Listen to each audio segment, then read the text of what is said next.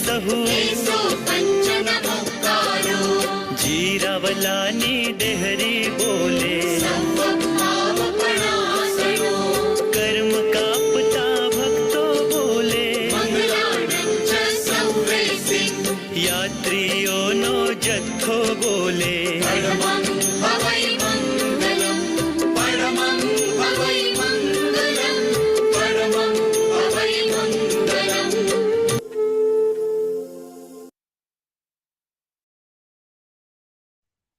બધાને સાદર જય જિનેન્દ્ર પ્રણામ. હું અમારા જૈનના પ્રેસિડેન્ટ બિંદેશભાઈને વિનંતી કરીશ કે એ આજના વક્તાનું સ્વાગત કરે. બિંદેશભાઈ, જય જિનેન્દ્ર. જય જિનેન્દ્ર પ્રણામ. ડોક્ટર કુમારપાલભાઈ દેસાઈનો પરિચય આપવાનું સદભાગ્ય પ્રાપ્ત થયું છે. Dr. Kumarpal Desai has made numerous outstanding contributions to journalism, literature, education, research, art, Indian culture, Jainology, and importantly, Samaj Seva. Dr. Desai's monumental contribution to literature, journalism, and philosophy have been recognized by several awards. Notably, Government of India has conferred on him Padma Shri Award. Also, PM Atal Bihari Vajpayee confirmed Jain Ratna Award. Dr. Kumarpal Desai is a managing trustee in Institute of Jainology, which is working globally to study rich heritage of Jain scripts, history, art, and culture. આજે doctor કુમારપાલભાઈ Desai Jain ધર્મના સિદ્ધાંતોને સરળ અને સમજાય તેવી ભાષામાં રજૂ કરી લોકોને જૈન ધર્મની જાગૃતિ વધારવાનો પ્રયત્ન કરી રહ્યા છે. આ પરિષણ વ્યાખ્યાન શ્રેણી જૈન મૂલ્યોથી જીવન પરિવર્તન એ ટોપિક દ્વારા ડોક્ટર દેસાઈ જૈન ધર્મના મૂળભૂત સિદ્ધાંતો, આચાર અને જીવન મૂલ્યો પર પ્રકાશ પાડશે. આજનો ટોપિક છે જૈન મૂલ્યોથી સમાજ પરિવર્તન, social change through Jain values. આપને સૌ વ્યાખ્યાન શ્રેણીમાં હાજર રહેવા બદલ આભાર અને પ્લીઝ વેલકમ ડોક્ટર કુમારપાલભાઈ દેસાઈ. જય જિનેન્દ્ર. જય જિનેન્દ્ર.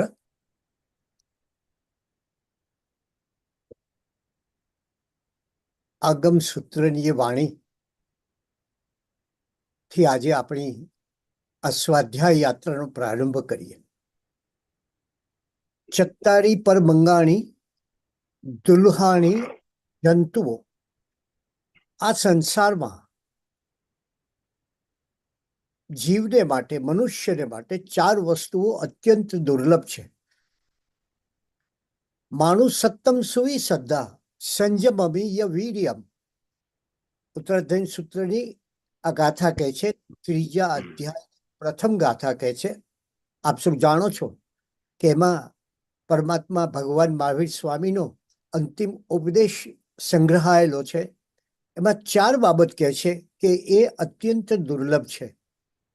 આજે આપણે એ વિચાર કરવો છે કે આ દુર્લભ બાબતોમાંથી આપણે કેટલું સુલભ કરી શક્યા. પહેલી વાત છે એ મનુષ્ય જન્મ. માણસનો જન્મ થાય એ એક મનુષ્ય રૂપે આપણે જન્મીએ એ જ મોટી વાત છે. અને એ મનુષ્ય જન્મ આપણને પ્રાપ્ત થાય એ કેટલી મોટી વાત છે. બીજી વાત છે એ શ્રુતિ. શ્રુતિ એટલે શાસ્ત્રનું શ્રવણ. આપણને શું સાંભળવા મળે છે? આપણા કાન શું સાંભળે છે? આ જગતનો કોલાહલ સાંભળે છે કે પછી આવા તીર્થંકરોના વચનો પ્રાપ્ત કરે છે? ત્રીજી વાત છે શ્રદ્ધા. પહેલું મનુષ્ય જન્મ, પછી આપણને સારું સાંભળવા મળ્યું, પછી ધર્મમાં શ્રદ્ધા થાય અને પછી સંયમ પાલન માટે વીર્ય એટલે કે આત્મબળ. તમારી પાસે આત્મબળ હોવું જોઈએ. અને આજે જે આપણે વાત કરીએ ત્યારે આપણી નજર સમક્ષ સૌથી પહેલું કોઈ મૂલ્ય હોય, જૈન ધર્મ સમાજને પરિવર્તિત કરી શકે એની એક પ્રચંડ શક્તિ હોય એની પાસે, તો એ છે આત્મબળ. અને આત્મબળ એટલે શું? બહારના બળની વાત તો ઠીક છે, કારણ કે બહાર તમે વિજય મેળવો.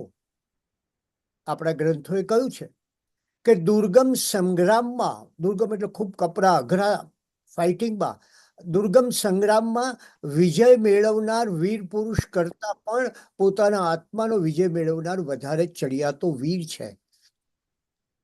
અને તમે કલ્પના કરો કે આ જગતને, આ સમાજને એ આત્મશક્તિ જાગૃતિ, એ આત્મબળની જાગૃતિ એ આપણને જો કોઈએ આપી હોય તો એ જૈન ધર્મએ આપી છે.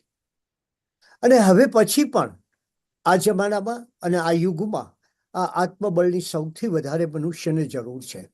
કારણ કે એ ક્યાંક પરિસ્થિતિઓથી ઘેરાયેલો છે, ક્યાંક વેદનાઓથી પીડાયેલો છે. આવી પરિસ્થિતિ વચ્ચે એ ક્યારે ટકી શકે, ક્યારે ટટ્ટાર ઊભો રહી શકે, ક્યારે પોતાની જાત પર નિર્ભર રહી શકે, એ આત્મબળ દ્વારા ન રહી શકે. અને કલ્પના કરીએ આપણે કે હસ્તિનાપુરના અપાર સમૃદ્ધિ ધરાવતા રાજા ઋષભ, એમણે સંપત્તિ છોડી, સત્તા છોડી અને જગતને ત્યાગ માર્ગનો મહિમા બતાવ્યો. સંપત્તિના ગંજ નીચે જીવનાર વ્યક્તિ પળવારમાં ત્યાગ કરે છે. આપણે આજે પણ જોઈએ છીએ કે જૈન ધર્મમાં એવા લોકો ત્યાગ કરતા હોય છે, એવા લોકો સાધુતા સ્વીકારતા હોય છે કે એમની પાસે અમાપ સમૃદ્ધિ હોય છે અને એ સમૃદ્ધિને ઠોકર મારી અને પોતે એ આ ત્યાગના પંથે જતા હોય છે. આનું મૂળ કારણ શું? આનું મૂળ કારણ એ છે કે માણસની સૌથી વધારે તાકાત જો કોઈ જગ્યાએ હોય તો એ આત્મબળ છે. એ ભીતરની તાકાત છે અને એના દ્વારા પરિવર્તન લાવવાની જરૂર છે. એટલે આજે સોશિયલ ચેન્જમાં જો જૈન ધર્મ સૌથી મોટી વાત આપી શકે મારી દ્રષ્ટિએ તો એ છે અંતર્મુખતા. આ જગત આજે બાહ્યમુખી બની ગયું છે. બહારની ઘટનાઓ, બહારની પરિસ્થિતિઓ, બહારના સંઘર્ષો, બહારની મથામણો, જીવનની પળોજણો, એ બધામાંથી તમને એ અંતર્મુખ લઈ જાય છે, ઇનસાઇડ લઈ જાય છે. અને પછી શું આપે છે?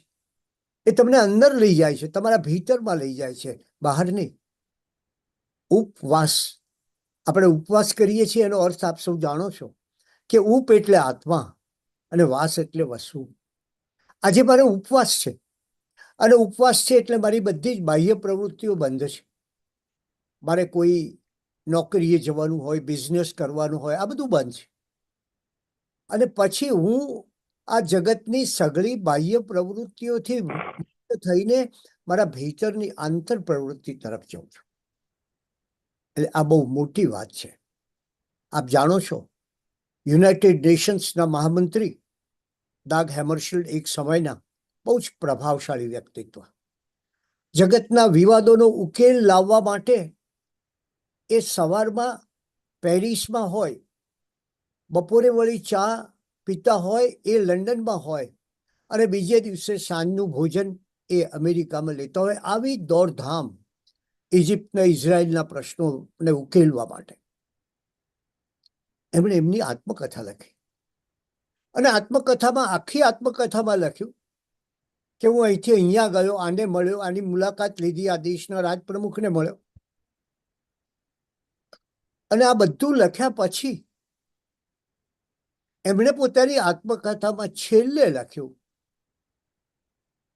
કે the longest journey is the journey within. દુનિયાની જો કોઈ સૌથી લાંબી યાત્રા હોય તો ભીતરની યાત્રા છે. અને આપ કલ્પના કરો કે પરમાત્મા ભગવાન મહાવીરે અને આ ધર્મએ આખો ધર્મ અને એની પરંપરા ભીતરની યાત્રા પર ચાલેલું છે. એટલે પહેલું કામ સોશિયલ ચેન્જ લાવવો હોય તો આજે આપણે જાણીએ છીએ સમાજમાં કેવી પરિસ્થિતિ છે. અત્યારે એક પ્રશ્ન પણ એ છે કે વિદ્યાર્થીઓને, સ્ટુડન્ટ્સને મોબાઈલ કેટલો આપવો, ક્યારે આપવો, સ્કૂલમાં આપવો કે ન આપવો, આ બધા પ્રશ્નોથી આપણે પીડાયેલા છીએ. આ જ્યારે બાહ્ય છે ત્યારે એક ભીતરમાં આનંદ વસે છે. અને ભીતરનો જ્યારે માણસને આનંદ પ્રાપ્ત થાય ત્યારે આનંદ ગંજીએ કહ્યું છે, અહો હું મુજને નમું. હું પોતે જ મારી જાતને નમી રહ્યો છું કારણ કે મારી ભીતરમાંથી એક પ્રસન્નતા પેદા થાય. એટલે સોશિયલ ચેન્જ માટે બીજી વાત છે આત્મબળ પછી એ છે જૈનત્વનું જાગરણ. મેં આપને કહ્યું તેમ કે આપણે એટલા બધા વિખૂટા પડી ગયા, દરેક વ્યક્તિઓ જુદા જુદા પંથમાં જુદી જુદી વસ્તુઓમાં વિખરાઈ ગઈ. પરિણામ શું થયું કે પરિણામે આપણે જૈનત્વ જે પ્રગટવું જોઈએ આપણામાં, જે ધર્મની દ્રઢતા પ્રગટવી જોઈએ. ભલે તમે કોઈ ઓફિસમાં કામ કરતા હો, તમે CEO હોય, તમે કોઈ ક્લાર્ક હો, પણ એક તમારી પાસે એક એવું એક ગૌરવ હોવું જોઈએ. આપણે કહેલા 3 શબ્દો, મહાવીરસ્ય અમૃતસ્ય પુત્ર. એ ગૌરવ જો હોય, અને એ ગૌરવ તમે કઈ રીતે લાવી શકો, આપણા સમાજમાં કઈ રીતે ચેન્જ લાવી શકો, એ માટે મારે કહેવું છે કે આપણે વાદળા જોયા, હવે આકાશ જોવાની જરૂર છે. અને આકાશ જોવાની ક્ષમતા હું બહુ નમ્ર ભાવે માનું છું કે આ જૈના સંસ્થા પાસે ઘણી છે. કે એ કદાચ ભારતમાં જ્યારે જ્યારે જૈના સંસ્થાના પ્રમુખો અહીંયા આવતા, ત્યારે હું ખાસ એમને માટે અમારા બધા સંપ્રદાયોના લીડર્સને ભેગા કરતો. દિગંબર, શ્વેતાંબર, તેરાપંથી, સ્થાનકવાસી. અને એમને કે પેલા પ્રમુખશ્રીને કહેતો કે તમે આ જૈનાની વાત કરો. ધીરજ શાહ હોય, મણિભાઈ હોય, અનેક મિત્રો. અને એ જ્યારે વાત કરતા ત્યારે અહીંયા લોકોને આશ્ચર્ય થતું કે આટલા લોકો સાથે મળીને આટલું કામ કરે છે. આજે પણ બિંદેશભાઈ ને એમની ટીમ આ કરી રહી છે. અને ત્યારે સૌથી પહેલી વાત આ છે કે આપણે એક સ્પિરિટ ઊભો કરવાનો છે, એક ભીતરમાંથી એક તાકાત ઊભી કરવાની છે. અને એ ધર્મ દ્રઢતાની, નહીં તો સંખ્યા એટલી ઝડપથી ઘટતી જાય છે કે કદાચ આ ધર્મના અસ્તિત્વ સામે પણ બહુ વિકટ પ્રશ્નો ઊભા થશે. વસ્તી ઓછી થતી જાય એટલે. અને ત્યારે બીજી વાત કરી, માણસને તમારે માણસ બનાવવો જોઈએ. માણસ જન્મે એનાથી માણસ થતો નથી એવું સ્પષ્ટ કહે છે આપણો. અને એ વાક્ય આગમ શાસ્ત્રનું વાક્ય, માણુસમ ખુસુદુલ્લહમ. હે મનુષ્ય, મનુષ્ય થવું કઠિન છે. તમે જો કેટલી સરળ રીતે ભગવાને આપણને આગમવાણી આપી છે. મેં કહ્યું ને, આપણે જરા થોડો ધર્મને અઘરો બનાવે છે. એક સમયે ભારતમાં પણ એવી ભાષા બોલવાનો રિવાજ હતો કે અઘરી ભાષા બોલે, કે મમ વાહનના દ્વિચક્રીના અગ્રચક્રમાંથી વાયુ વિમોચન થયું હોવાની સંભાવના પ્રગટ થાય છે. હવે એનો અર્થ એટલો કે મમ વાહનના, જે મારું દ્વિચક્રી વાળું વાહન છે, એના અગ્રચક્રમાંથી, એટલે એના આગળના પૈડામાંથી, એટલે કે એના આગળના ટાયરમાંથી પંક્ચર પડ્યું છે. અને એમ કહેવું હોય કે મારે 2 રોટલી જોઈએ છીએ, તો સીધી વાત ન કરે, મમને 2 ઉષ્ણ અને પરિપક્વ રોટલીની આવશ્યકતા છે. આપણે ધર્મને આ રીતે અઘરો બનાવે છે. ભગવાને શું કહ્યું? માણુસમ ખુસુદુલ્લમ. હે મનુષ્ય, મનુષ્ય થવું મુશ્કેલ છે. આપણને આશ્ચર્ય થાય કે શા માટે આવું કહેતા હશે. તમે જુઓ, એ કહે છે કે માણસ તરીકે જન્મ્યા પછી તમારી ભીતરમાં અનુકંપા, મૈત્રી, કરુણા, દયા, ભાવ, શીલ, તપ બધું આવે તો તમે માણસ થાવ. એટલે આ ધર્મે જે સામાજિક પરિવર્તન કર્યું છે કે બને એવું કે કરોડપતિ હોય માણસ પણ દયાવાન ન હોય, તો આ ધર્મ કહે છે કે કરોડપતિની સામે તમારે ભીતરમાં દયાવાન થવું જોઈએ. કદાચ સાયન્સ તરક્કી કરે અને બ્લેક સ્કિન વાળી વ્યક્તિ હોય એને એકદમ વ્હાઇટ સ્કિન વાળી બનાવી દે, કાળી ચામડીને ગોરી બનાવી શકાય. પણ એ ગોરી બનાવેલી ચામડીને તમે એમાં શીલની સુવાસ કઈ રીતે મૂકી શકો? એ ધર્મ વિના ન મૂકી શકો. હૃદય ટ્રાન્સપ્લાન્ટ થઈ શકે, પણ એ બદલાયેલા હૃદયમાં મૈત્રી અને કરુણાની ભાવના કોણ ધબકતી કરી શકાય? અને એ ધબકતી કરવાની શક્તિ, એ ધબકતી કરવાની તાકાત એ આ ધર્મ પાસે છે. અને માટે જ આપણે ત્યાં કહ્યું કે life is to give and not to take. આપણું જીવન આપવા માટે છે. તમે ઉદયન મંત્રીની વાત કરો, આવ્યો ત્યારે બહુ મારવાડથી ગુજરાતમાં આવ્યા, કર્ણાવતી એટલે અમદાવાદમાં હતું. એ બહુ જ દુઃખી અવસ્થા, અને એને ઘીનો વેપાર શરૂ કર્યો. પણ એટલી પ્રમાણિકતાથી વેપાર કર્યો કે લોકો ઉદાનું ઘી, ઉદા મહેતાનું ઉદો કહેતા એ વખતે, ઉદાનું ઘી એ આખા નગરમાં ને રાજ્યમાં પ્રખ્યાત, અને એમાંથી એને સમૃદ્ધિ મળે.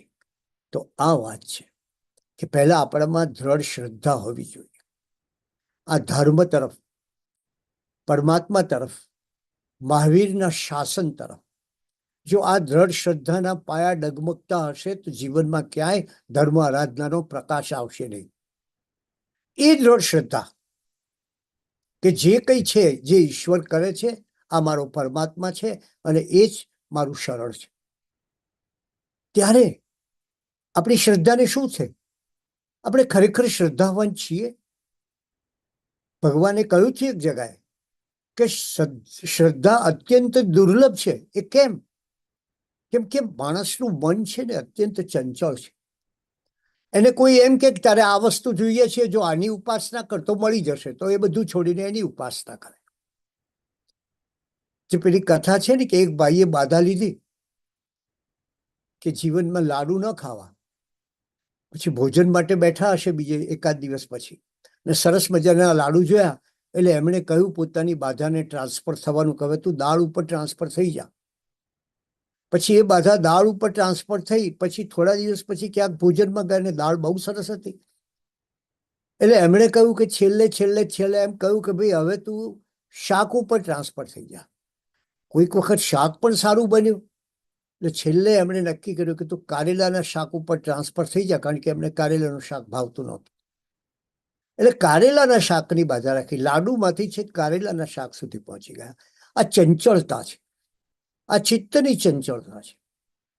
અને એ ચિત્તની ચંચળતાને વશ કરવું એ ધર્મનો પહેલો પાયો છે. એટલે આપણે જો સમાજ પરિવર્તન કરવું હોય તો મારી દ્રષ્ટિએ પહેલા આપણે સાચી શ્રદ્ધાનું રોપણ કરવું પડે.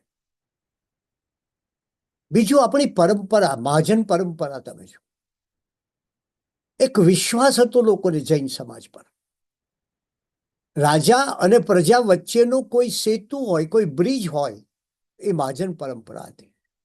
રાજાને પ્રજાને કંઈ કહેવું હોય તો મહાજનોને બોલાવે, જૈન મહાજનોને. એ શાંતિદાસ શેઠને યાદ કરો તમે, ક્યારેક વાત કરીશું નિરાતે એમની. પણ એમને બોલાવે. અને પ્રજાને પોતાની પીડા પ્રગટ કરવી હોય તો પણ મહાજનને કહે, અને મહાજન રાજા પાસે. રાજસ્થાનના આખા ઇતિહાસમાં તમે જુઓ તો ઉર્ષ્વાળ મંત્રીઓ છે, કારણ જૈન લોકો પર સ્વાભાવિક રીતે શ્રદ્ધા બેસે છે. આપણે ત્યાં ન્યાય સંપન્ન વિભવ કયો છે કે તારો વિભવ, તારી કમાણી, તારી આવક એ ન્યાયથી પ્રાપ્ત કરેલી હોવી જોઈએ. ભગવાને આ માર્ગાનુસારીનો, એમના માર્ગને અનુસરનાર માટેનો આ પ્રથમ ધર્મ કર્યો છે. અને આવી તો પ્રમાણિકતાની અનેક કથાઓ આપણે ત્યાં પ્રચલિત છે. અને પ્રચલિત કથાઓ પરમાં જુઓ તમે કેટલો ભાવ છે. સૌરાષ્ટ્રના એક સૌચન શેઠનો વેપાર ખૂબ ધમધોકાર ચાલતો હતો, અને દરિયાઈ વેપાર કરતા, દરિયાના વહાણોમાં પોતાનો માલ મોકલતા. દિલ્હી, આગ્રા અને અમદાવાદના બજારોમાં એમની પ્રતિષ્ઠા એવી કે સૌચન શેઠની હુંડી, એ જે હુંડીને લખીને આપે કે આટલા રૂપિયા આપજો, એ ક્યારેય પાછી ન ફરે. દરિયામાં ભરતીને ઓટ આવે છે એમ ક્યારેક જીવનમાં પણ, માણસના જીવનમાં પણ ભરતીને ઓટ આવતી હોય છે. એ રીતે સૌચન શેઠના વાહણો જે દરિયાઈ માર્ગે ગયા હતા એ એકાએક ગુમ થયા. 12 વાહણો ગુમ થઈ ગયા. અને એ જમાનાના એક વાહણમાં લાખોના હિસાબે માલ ભર્યો હતો. દિવસોના દિવસો વીતતા જતા હતા, પણ વાહનના કાફલાના કોઈ કશા સમાચાર મળે નહીં. એમણે માન્યું, અને લોકોએ પણ માન્યું કે નક્કી આ વાહનો દરિયામાં ડૂબી ગયા હશે. ધીરે ધીરે પોતાની સંપત્તિ પણ ઓછી થવા માંડી સૌચન શેઠની. અને પરિસ્થિતિ એવી આવી કે ઘરમાં જે એક નાનકડું સોનાનું ઘરેણું હતું, વાલની વાળી, એ પણ એમણે આપી દીધી દેવું પૂરું કરવા માટે. પણ એટલું બધું દેવું હતું કે આભ ફાટ્યું ત્યાં થીગડું ક્યાંથી દેવાય. બન્યું એવું કે નજીકના ગામના ઠાકોરની રકમ આ શેઠને ત્યાં હતી. એણે આવીને સવચન શેઠ પાસે ઉઘરાણી કરવા માંડી. સવચન શેઠે થોડી ઘણી રકમ મેળવીને આપવા મહેનત કરી, પણ ફાવ્યા નહીં. અને દુનિયામાં માણસની જ્યારે પડતી થતી હોય છે ને, ત્યારે એને પાડનાર ઘણા માણસો હોય છે. અને માણસની જ્યારે પડતી થતી હોય, પડતો હોય માણસ, ત્યારે એને ઊભા કરનાર બહુ ઓછા માણસો હોય છે. એટલે એણે શેઠ પાસેથી ઉઘરાણી પાછી મેળવવા પ્રયાસ કર્યો, પણ ખાલી હાથે ફર્યો. અને છેવટે બન્યું એવું, એને કહ્યું કે તમારા પૈસા તો તમારે આપવા જ પડશે. એટલે આ સવચન શેઠે આ યુગની બનેલી ઘટના છે, માટે આપને કહી રહ્યો છું. અમદાવાદના શેઠ સોમચંદ અમીચંદ પર લખ્યું અને કહ્યું કે આ ચિઠ્ઠી લઈને આવેલા ઠાકોર છે, એમને એ ઠાકોર સૂરજમલજીને આ હુંડી દેખાડે તમને, એટલે એમને 1 લાખ રૂપિયા રોકડા આપજો. એ જમાનાના 1 લાખ. સવચન શેઠને સોમચંદ શેઠની કોઈ પહેચાન નહોતી. અમદાવાદના શેઠની કોઈ ખબર નહોતી કે પૈસાની કોઈ લેવડ દેવડ કરી નહોતી. મનમાં ચિંતા પણ હતી કે આ 1 લાખની હુંડી પ્રોમિસરી નોટ કઈ રીતે સ્વીકારશે. અને એ વિચારમાં કે હું લખું જ તો ખરો, મને ઓળખતા નથી, એ વિચારમાં લખતા લખતા એમની આંખમાંથી 2 આંસુ ટપકી અને કાગળ પર પડ્યા. બીજું કરે પણ શું? એ ભગવાનનું નામ લઈને એમને એ હુંડી ઠાકોરના હાથમાં આપીને કહ્યું કે અમદાવાદ જાઓ, ઝવેરીવાડમાં રહેતા સોમચંદ શેઠને ત્યાં જજો અને એ તમને રકમ આપશે. અમદાવાદના ઝવેરીવાડમાં આ ધનાઢ્ય સોમચંદ શેઠ રહેતા હતા. સોમચંદ શેઠે હુંડી વાંચી અને એમને તો કોના કોના ખાતા ચાલે છે બધું મોઢે યાદ હતું. એટલે એમને વિચાર કર્યો, પણ ખ્યાલ આવ્યો કે આવું સવચંદ શેઠનું કોઈ ખાતું પોતાને ત્યાં તો ચાલતું નથી, જેથી 1 લાખ રૂપિયા આપી શકે એમની આ હુંડી પર. મુનીમને કહ્યું, મુનીમે પણ કહ્યું, ચોપડા ઉખેડ્યા, એના એકાઉન્ટ્સ બધા જોયા, પણ ક્યાંય નામ ન મળે. સોમચંદ શેઠે ઠાકોરને કહ્યું કે જરા અમારે ત્યાં મોટી રકમની હુંડી 3 દિવસે સ્વીકારાય છે, એટલે 3 દિવસ તમે અમારા મહેમાન બનીને રહો. અને ઠાકોર પણ સોમચંદ શેઠનો, આ ઝવેરીવાડના અમદાવાદના શેઠનો વૈભવ જોઈને થયું કે ભલે રોકાવાનું મળે તો સારું થશે. એ દરમિયાન સોમચંદ શેઠે નિરાંતે ચોપડા જોયા. ક્યાંય એમનું ખાતું મળે છે, પણ ક્યાંય સવચંદ શેઠનું કોઈ ખાતું નીકળ્યું નહીં. ફરી હુંડી મંગાવીને ધ્યાનથી જોયું, અને ધ્યાનથી જોયું તો એમની નજર હુંડી પર પડેલા પેલા 2 બિંદુઓ પર ગઈ. વિચાર કર્યો, નક્કી આ કોઈ લાખેણા પુરુષના આંસુ લાગે છે. એને મારે ભરોસે ઊંડી લખી આપી છે, અને મારે ભરોસે લખી છે, એની સાથોસાથ મારે માટે પણ લક્ષ્મીનો સાધર્મિક માટે ઉપયોગ કરવાની એક સોનેરી તક સામે ચાલીને આવી છે. શેઠ વિચારે છે, માણસના કામમાં ન આવે તો માનવદેહ મળ્યો કે ન મળ્યો એ સરખું કહેવાય. એટલે શેઠે એમને મુનીમને બોલાવ્યા અને કહ્યું કે ઠાકોરને 1 લાખ રૂપિયા ચૂકવી આપો. મુનીમે કહ્યું, પણ શેઠ, આ સવચંદ શેઠનું કોઈ ખાતું નથી ને આટલા બધા રૂપિયા કયા ખાતે લખો? શેઠે કહ્યું કે મારા ખર્ચ ખાતે લખી નાખો. અને અંધકારમાં સોનાનો સૂરજ ઉગે એમ થોડે સમય બન્યું એવું કે સવચંદ શેઠના 12 વાહન પાછા આવ્યા અને આ પૈસા પણ આવી ગયા પાછા. એટલે સવચંદ શેઠ પેલા ઠાકોરને લઈને, વણથલીમાં રહેતા હતા સવચંદ શેઠ, વણથલીના એ સવચંદ શેઠ અમદાવાદમાં સોમચંદ શેઠને ત્યાં આવ્યા અને શેઠ પેઢી પર બેઠા હતા. સવચંદ શેઠે દોડીને પોતાની પાઘડી એમના ખોળામાં મૂકતા કહ્યું, શેઠ, મને મરેલાને તમને જીવાડ્યો છે. તમે મારી આંટ એટલે આબરૂ, તમે મારી આંટ રાખી છે. આ ચામડીથી તમારા જોડા સીવડાવું ને તોય ઓછા છે, આ તમારું નાણું લઈ લો. એમ કરીને 1 લાખ રૂપિયા નગદ કેશ એ ઉતારવા માંડ્યા. સવચંદ શેઠે થેલીઓ પર થેલીઓ ઉતારવા માંડી. 3 લાખ રૂપિયા મૂક્યા, 1 લાખ ને એનું વ્યાજ. સોમચંદ શેઠ કહે, અમે તો 1 લાખ આપ્યા હતા, વ્યાજ મેળવીએ તો બહુમાં બહુ 1.25 લાખ થાય. અને વાત વિવાદમાં ચડી. સોમચંદ શેઠ કે સવચંદ શેઠ એકે માને નહીં. ગામનું મહાજન એકઠું થયું, હવે શું કરવું? આ પૈસા આ પણ નથી લેતા ને આ પણ નથી લેતા. અને જૈન સમાજે એક જગતને નવો આદર્શ આપ્યો છે કે જે કોઈ ન લે એને પછી આપણે ધર્મ ક્ષેત્રે ઉપયોગ કરો. એટલે નક્કી થયું કે આ સંપત્તિમાંથી સંઘ કાઢવું, ભાવથી તીર્થયાત્રા કરવી, રસ્તે દાન આપવું, દુઃખી લોકોના દુઃખ દૂર કરવા, અને આખો સંઘ નીકળ્યો વિરાટ.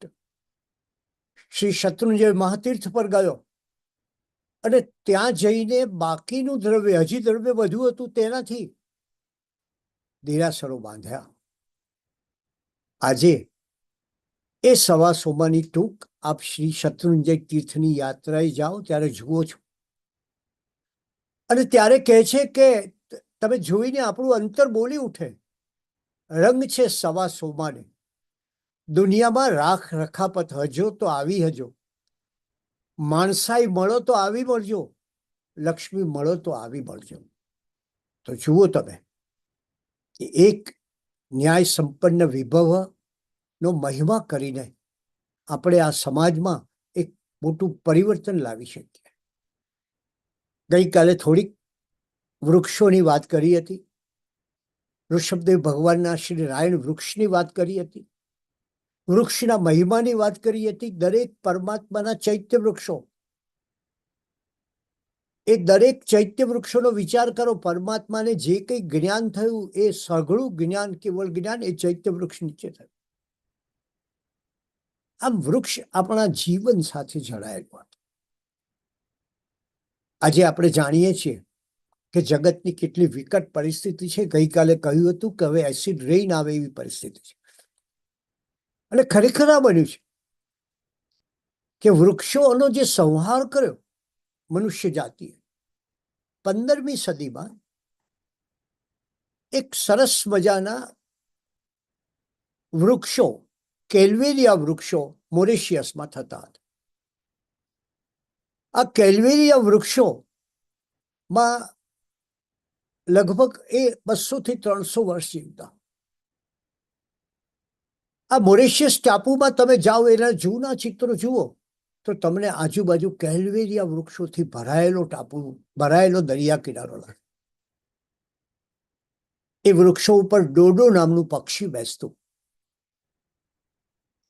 અને બન્યું એવું કે ડોડો પક્ષીનું માંસ વિદેશમાં નિર્યાત થવા માંડ્યું.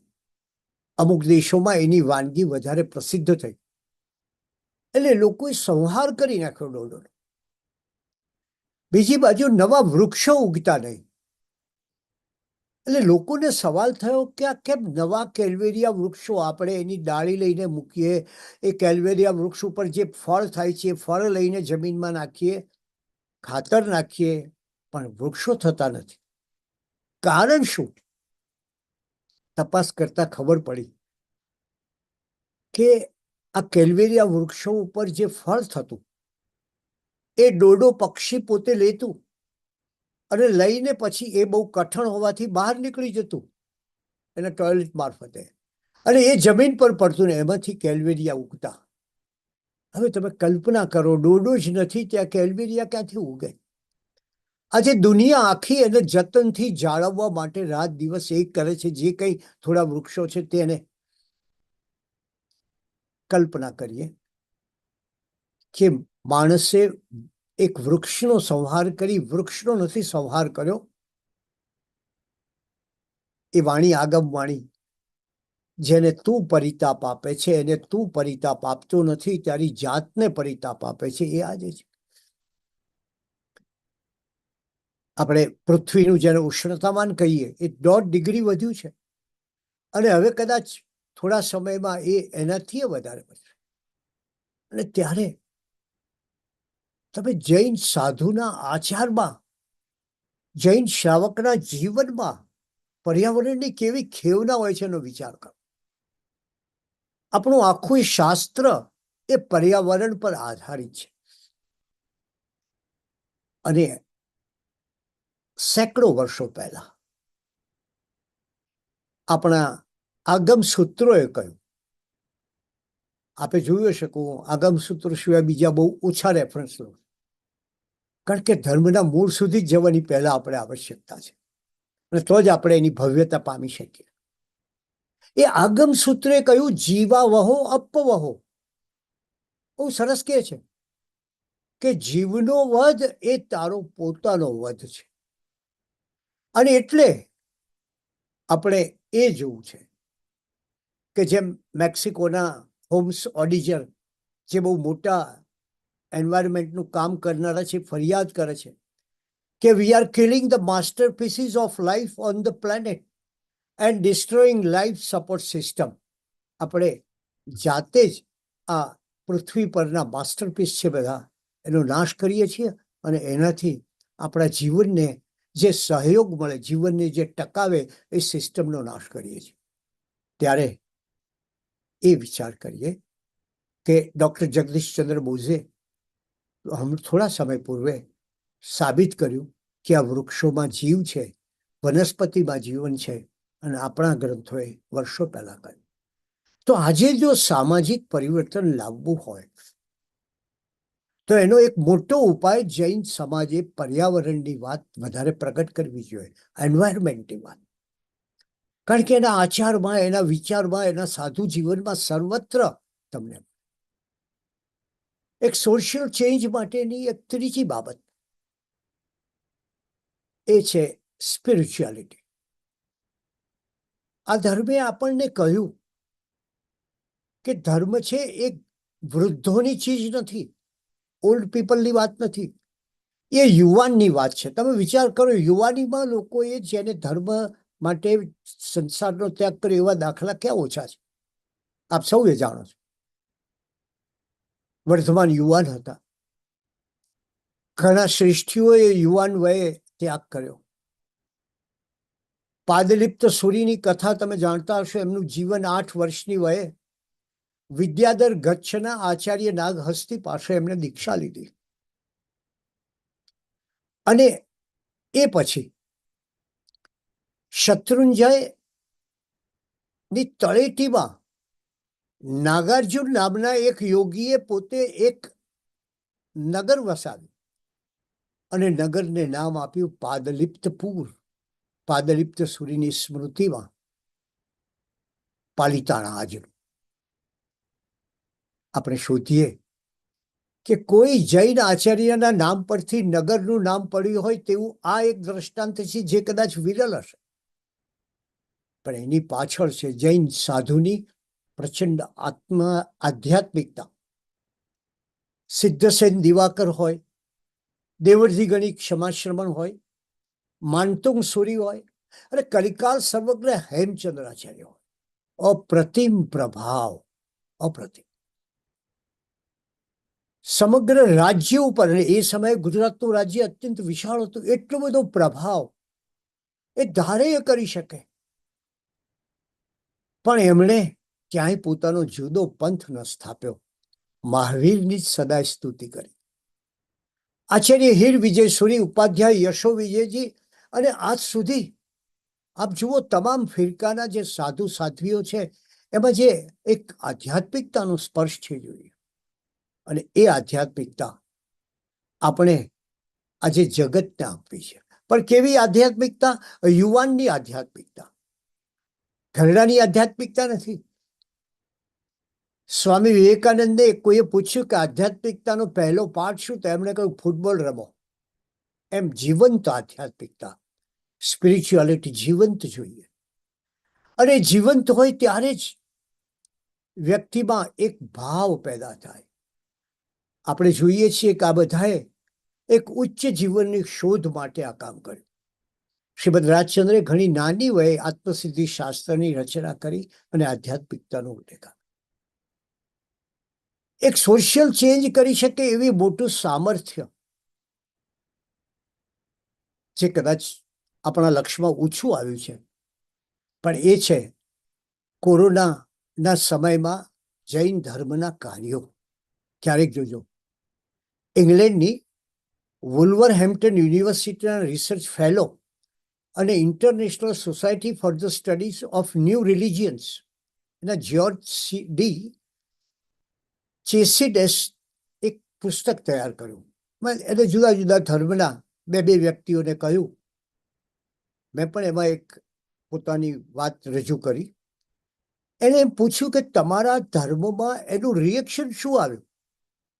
ત્યારે તમે જુઓ કે ભૂતકાળમાં તમારા ધર્મમાં આવી પરિસ્થિતિ આવી હતી, એને પૂછ્યું આપણને.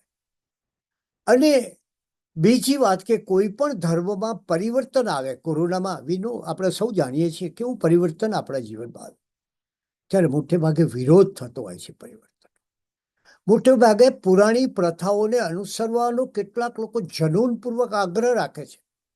અને ત્યારે તમે જુઓ કે આપણે ત્યાં લિટરસીનું પ્રમાણ વધારે હોવાથી પરિસ્થિતિનો આપણા લોકોએ ગંભીર રીતે વિચાર કર્યો.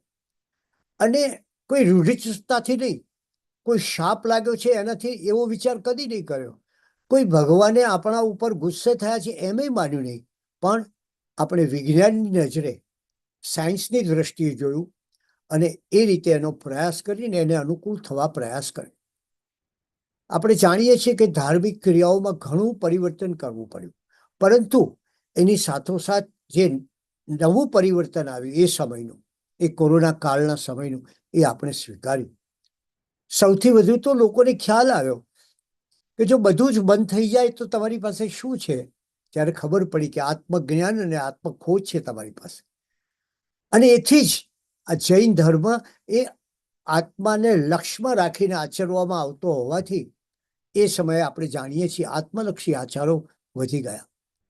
લોકોએ ધ્યાન ઉપર ભાર મૂક્યો. જૈન ધર્મમાં શ્વાસનો મહિમા છે અને કોરોના શ્વાસના માર્ગે પ્રવેશ કરતો હોવાથી આ ધર્મની શ્વાસની કસરતો વધુ પ્રચલિત બની. જૈન સાધુઓ તો ઉપાશ્રયમાં રહેતા હોય છે, પણ એ ઉપરાંત જુદી જુદી મેડિસિનના પ્રકારો પણ થયા. અને એવી રીતે આપણે જાણીએ છીએ કે જૈન સાધુઓમાં પણ કેટલાક પંથના સાધુઓ મોહપત્તી રાખે છે, જ્યારે અન્ય સાધુઓ વાતચીત દરમિયાન કે અન્યના સંપર્કે માસ્ક પછી હમણાં આવ્યો અચૂક હાથમાં રાખેલી મોહપત્તી પોતાના મુખ પર રાખતા હોય છે. આમ આ ધર્મ પ્રમાણે મોહપત્તી રાખવાથી પોતાનો શ્વાસોશ્વાસ બહાર જાય અને સૂક્ષ્મ જીવોની હિંસા ન થાય, તેમજ બહારના દૂષિત વાયરસ પોતાના શરીરમાં પ્રવેશી ન જાય. આવી તો ઘણી ઘટનાઓ છે. આપણે સદીઓથી ઉકાળેલું પાણી પીએ છીએ, બોઇલ્ડ વોટર. તમે જુઓ એ સમયે બોઇલ્ડ વોટરનો કેટલો મહિમા હતો. આપણા જીવનમાં હાથ અને પગ ધોઈને ઘરમાં પ્રવેશવાની પદ્ધતિ છે, એનું જોવા મળ્યું. ઉપવાસ અને ઉણોદરી વ્રતનું પાલન પણ કરવા મળ્યું. અને એથી આહારનો એક પ્રકારે અંકુશ આવ્યો. સામાન્ય રીતે લોકો એકબીજાને મળે તો પરસ્પરને ભેટતા હતા, હક કરતા હતા. એને બદલે દૂરથી બે હાથ જોડીને જય જિનેન્દ્ર કરવાની પ્રથા કેટલી સરસ લાગે. અને ભૂલ થાય તો પણ દૂરથી મિચ્છામી દુક્કડમ કહેવાની પ્રથા હતી. આ બધું આપણને કોરોના સમયે આ જૈન ધર્મની સામાજિક પરિસ્થિતિ નહીં, રાષ્ટ્રીય નહીં, વૈશ્વિક પરિસ્થિતિને અનુકૂળ થવાની ક્ષમતા બતાવી. એ સમયે આપણા ગ્રંથોમાંથી પણ કેટલું બધું મળ્યું. જૈન ધર્મના શ્રી ભદ્રબાહુ સ્વામીએ લખેલા ઓઘ નિર્યુક્તિ ગ્રંથમાં આવતી 2400 વર્ષ પહેલા, એટલે આજથી લગભગ 2400 વર્ષ પહેલા એમણે સ્પર્શની બાબતમાં જાગૃતિ રાખવાનું કહ્યું હતું. વિશ્વ આરોગ્ય સંસ્થાએ કહ્યું કે જેને વાયરસ થયો હોય તેને સ્પર્શ કરવો નહીં, અને સ્પર્શ કરવો પડે તો હાથમાં મોજા પહેરવા. જ્યારે આપને જાણીને આનંદ થશે કે પ્રાકૃત ભાષામાં લખાયેલા આ ઓઘ નિરુક્તિ ગ્રંથમાં લખ્યું છે કે જે બીમારને પડખું ફેરવવામાં સહાય કરે તેને સીધા ન સ્પર્શવું, પરંતુ હાથમાં કપડું વીંટાળ્યા બાદ જ સ્પર્શ કરવો. વળી દર્દીને પડખું ફેરવ્યા પછી હાથ માટીથી અવશ્ય ધોવા. 24,000 વર્ષ પૂર્વેના આ ગ્રંથમાં ક્વોરન્ટાઇનની વાત મળે છે. અને બીમાર વ્યક્તિને અલગ મકાનમાં રાખવી, મકાન ન મળે તો અલગ રૂમમાં રાખવી, અને એ પણ શક્ય ન હોય તો મકાનમાં એક પડદો કરીને એને રાખવી, જેથી ઓછો એનો સંપર્ક ન થાય અને સંક્રમણ વાયરસ ઓછો ફેલાય. અને આ જ ગ્રંથમાં લખ્યું છે.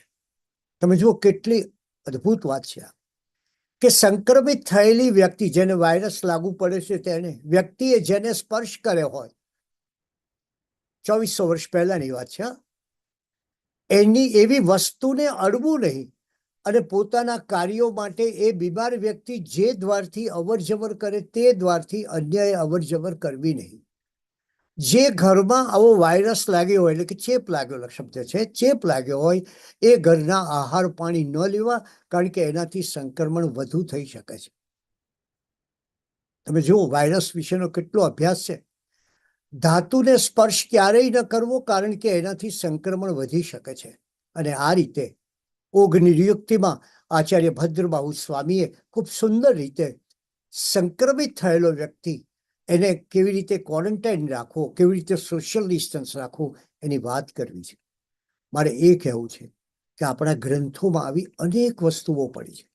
આજે આપણે એ ગ્રંથને સમાજની વચ્ચે મૂકવાની જરૂર છે, અને સમાજની વચ્ચે આપણે એને મૂકીશું એટલે આપોઆપ સમાજમાં પરિવર્તન આવવાનું છે. એ જ રીતે બીજો વિચાર કરીએ, એ છે 1993 શિકાગોની વિશ્વ ધર્મ પરિષદ, વર્લ્ડ પાર્લામેન્ટ ઓફ રિલિજન્સ, અને 1999 કેપટાઉનની વર્લ્ડ પાર્લામેન્ટ ઓફ રિલિજનમાં જે યાતનાથી ભરેલા જગતને શાંતિ આપવાની વાત થઈ, અને જે જગતમાં ચાલતા શોષણની વાત થઈ, એનો આપણે વિચાર કરવો છે. આપણે ત્યાં જે અનુકંપાની ભવ્યતા છે અને મહાનતા છે, આપણે ત્યાં જે કરુણા છે, આપણે જાણીને આશ્ચર્ય થશે કે આ બંને પાર્લામેન્ટ ઓફ રિલિજિયનની અંદર, આ વર્લ્ડ રિલિજિયનની અંદર પ્રાર્થના કઈ થઈ? શિકાગોમાં રેડ ઇન્ડિયન લોકોએ પ્રાર્થના કરી અને કહ્યું કે અમારી જમીન તમે શા માટે લઈ લીધી? આ જમીન તો અમારી માં છે, અમારી આજીવિકા છે, વગેરે. અને કેપટાઉનમાં એ લોકોએ એઇડ્સને અંગે પ્રાર્થના કરી, કારણ કે સાઉથ આફ્રિકામાં એઇડ્સ પુષ્કળ છે, કે હે ઈશ્વર અમને એઇડ્સથી બચાવો. એટલે આ રીતે હવે આજનું જગત જ્યારે અનુકંપા તરફ વળે છે, ત્યારે આપણે આ જગત તરફ મુખ રાખવું છે. આપણે આજ સુધી ઘણીવાર એવું બનતું કે ધર્મ એ માણસથી પીઠ રાખીને રહેતું, હવે એને માણસ તરફ મુખ ફેરવ્યું છે. એ માણસની વેદના, યાતના, ઝંખના, મુસીબતો, આફતો, રોગ, આ બધાને કેવી રીતે નિવારવા એની કોશિશ કરે છે. અને જૈન સમાજ, એ તમે હમણાં તાજેતરમાં થયું છે એટલે કોરોના કાળમાં પણ જાણો છો, અને આમે જૈન સમાજે કેટલી હોસ્પિટલો બનાવી છે, કેટલા સાર્વજનિક કામો કર્યા છે, એની વાત તો પછી ક્યારેક નિરાંતે કરીશું. બીજી વાત અપરિગ્રહની. તમે જુઓ કે 80% લોકો, 80% એ 6%, એટલે કે 80% સંપત્તિ, વેલ્થ, એ 6% લોકો વાપરે છે. અને ત્યારે એક બાજુ એક પાણીનું ટીપું મળતું નથી, 4 માઇલ સુધી જવું પડે પાણી લેવા માટે, અને બીજી બાજુ પાણીનો બગાડ થાય છે. એક બાજુ છાશનું ટીપું, બટર મિલ્ક, છાશનું ટીપું એ નથી મળતું, અને બીજી બાજુ આખો બટર માઉન્ટન હોય, એને ભાવ જાળવી રાખવા માટે દરિયામાં ડુબાડવામાં આવે છે. ત્યારે આવે સમયે સોશિયલ ચેન્જમાં મહત્વનું બને એ જૈન ધર્મની અપરિગ્રહની ભાવના.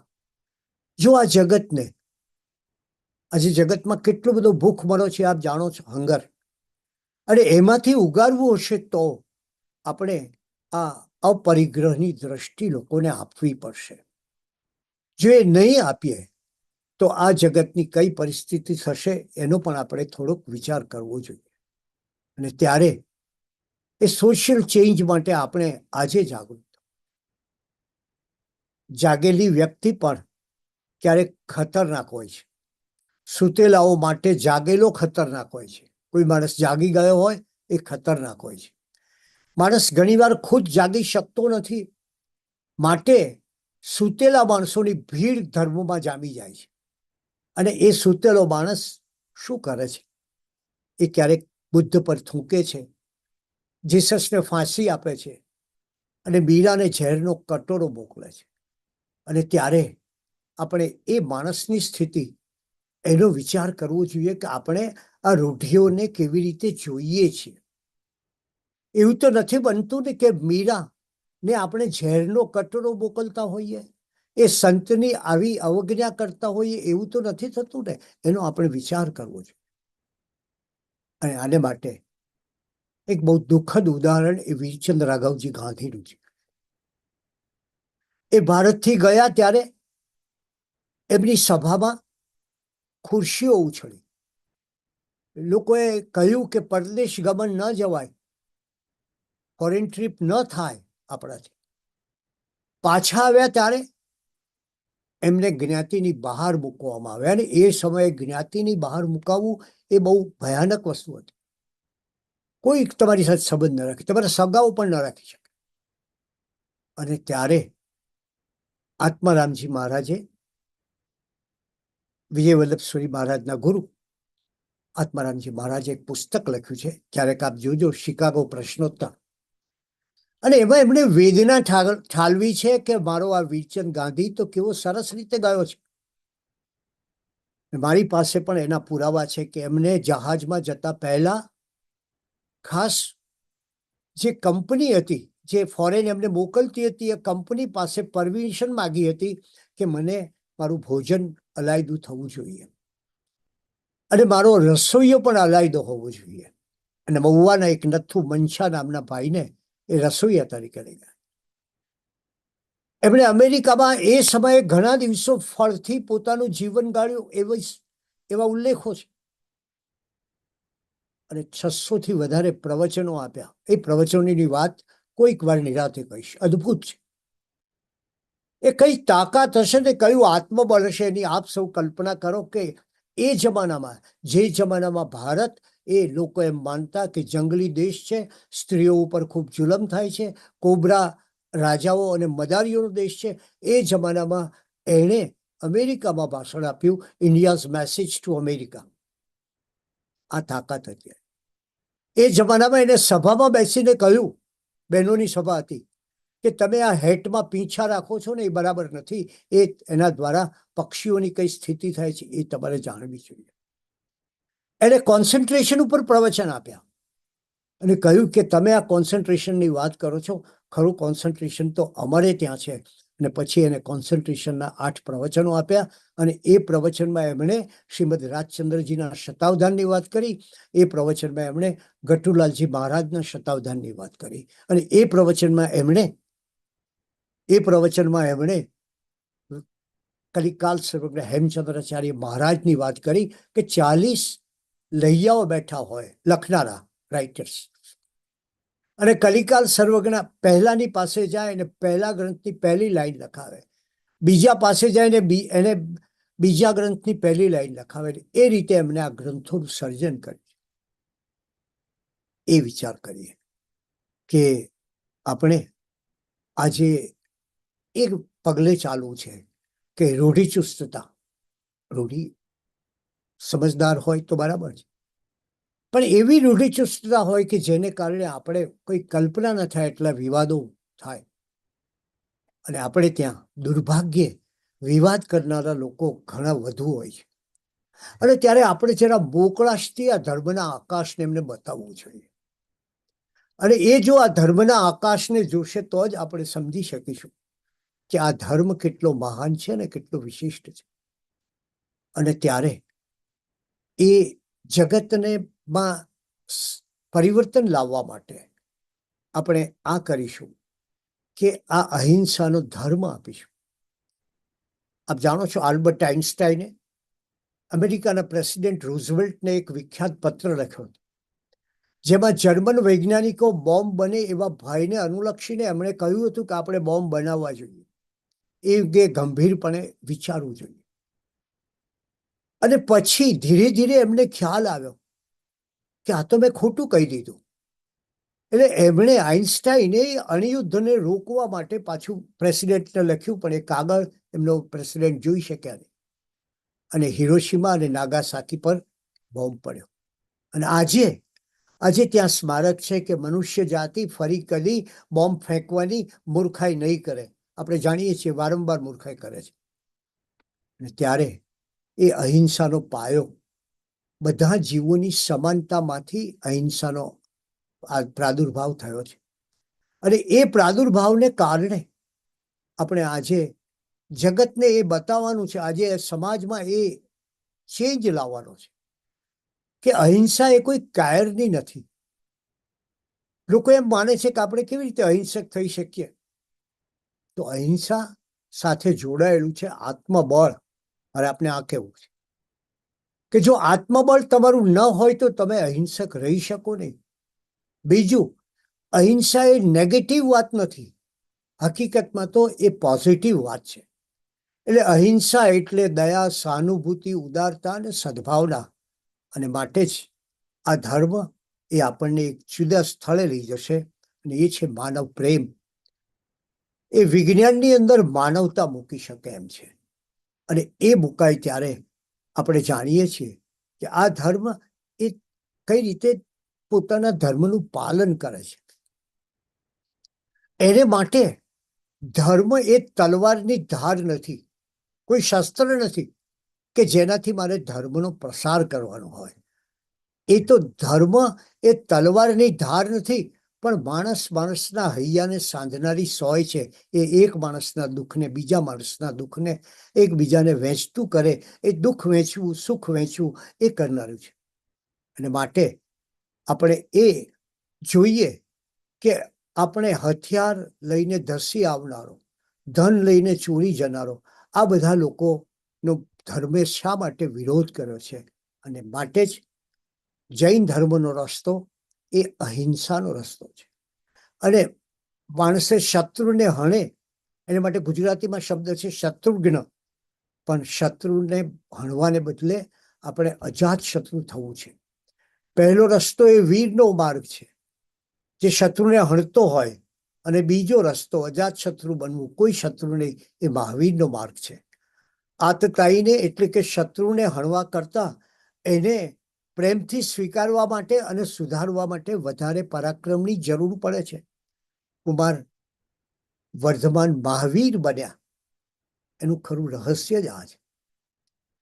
તો આપણે આજે જે સમાજમાં પરિવર્તન લાવવાનું છે એ છે કે આપણે આ મટીરિયાલિઝમના અતિમાંથી, એક્સ્ટ્રીમ ઉપર મટીરિયાલિઝમ છે ત્યારે, અને બધું જ મલ્ટી છે, મલ્ટીનેશનલ, મલ્ટીકલ્ચરલ, ત્યારે આપણે એક vision for the new world order, એક નવા વિશ્વના સર્જન માટે સામાજિક પરિવર્તન કરીશું.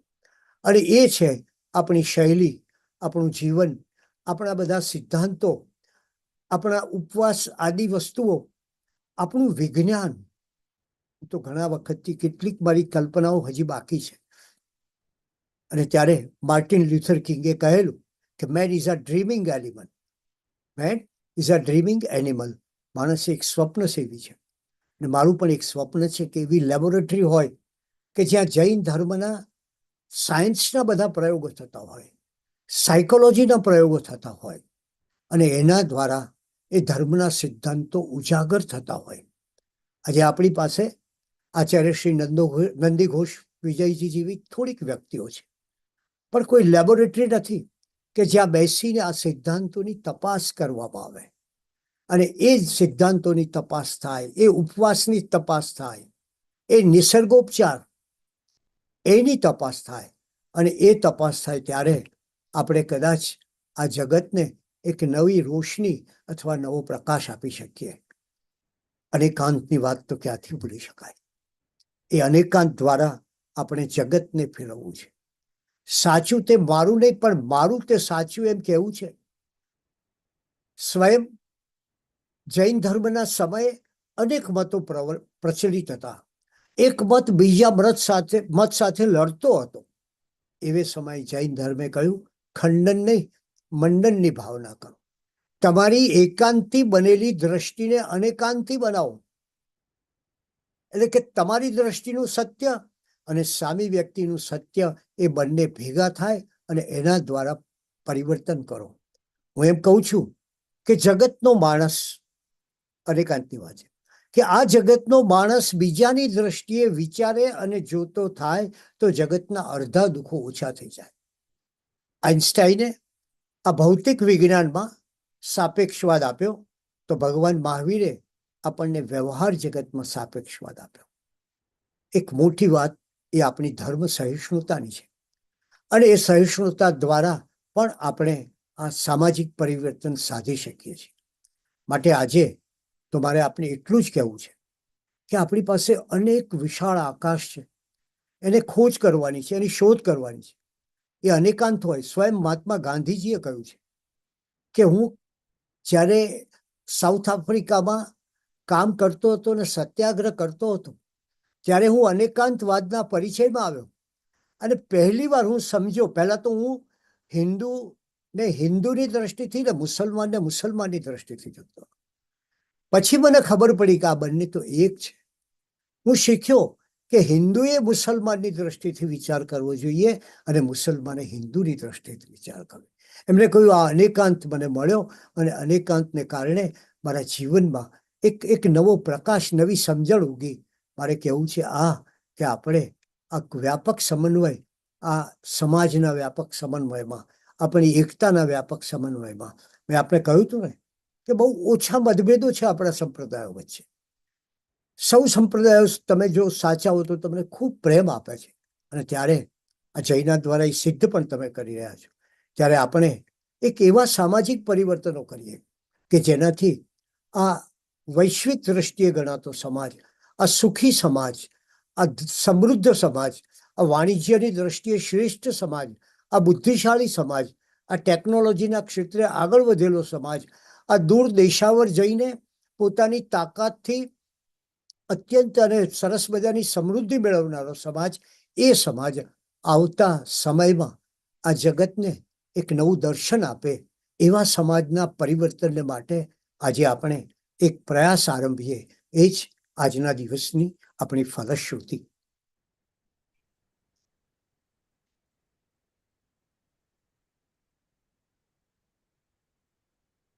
નમો હરિહંતાણમ, નમો સિદ્ધાણમ, નમો આયર્યાણમ, નમો લોય સંવત્સ, નમો ઉવજ્જાયાણમ, નમો લોય સંવત્સાહુણમ. એસો પંચણમુક્કારો સર્વ પાવપણાસણો, મંગળાણમ ચ સર્વેસિંહ પડમમ હવૈ Mangalam. ચત્તારી Mangalam, અરિહંતા Mangalam, Siddha Mangalam, Sahu Mangalam, કેવલી પંડિતો ધમ્મો Mangalam. ચત્તારી લોગુત્તમા, અરિહંતા લોગુત્તમા, Siddha લોગુત્તમા, Sahu લોગુત્તમા, કેવલી પંડિતો ધમ્મો લોગુત્તમો.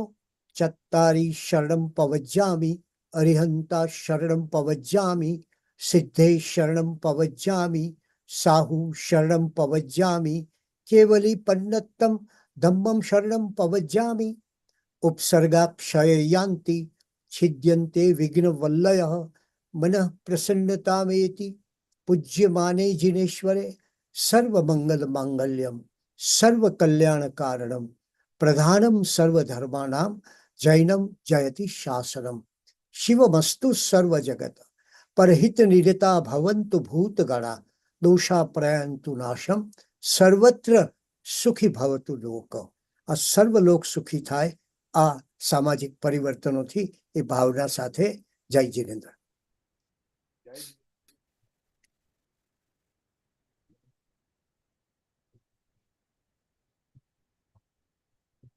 નિંદેશભાઈ,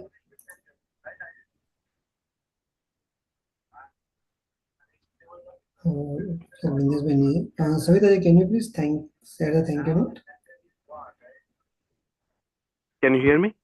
Yeah, Bindesh, we can hear you now. Okay. ખૂબ ખૂબ આભાર અનુમોદના doctor Desai for showcasing importance of important understanding of social change through Jain values in simple language and with examples for us to understand well. This session recording will be available for review in Jaina YouTube channel. In the evening, Jaina Global Paryushan series will have sessions in Hindi and English. Tomorrow's Gujarati session topic આધુનિક સમયમાં જૈન પરંપરા અને વારસો, the value and the heritage of Jain religion. Paryushan recording will be again available on Jaina YouTube channel. Jaina volunteers are involved in many community activities, as you can see on the screen. ખૂબ ખૂબ અનુમોદના to all volunteers અને જય જિનેન્દ્ર.